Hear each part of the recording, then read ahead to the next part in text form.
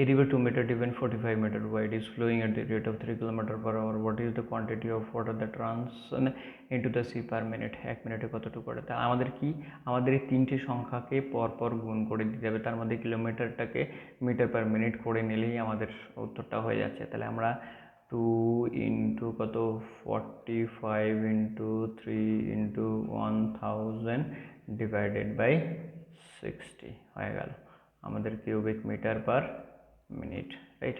Cubic, তাহলে এই শূন্যর সাথে এই শূন্য কাটলো, এই 2-এর সাথে এই 6-এর 3 কাটলো, এখানে হয়ে গেল 15, এইখানে 3 15 45।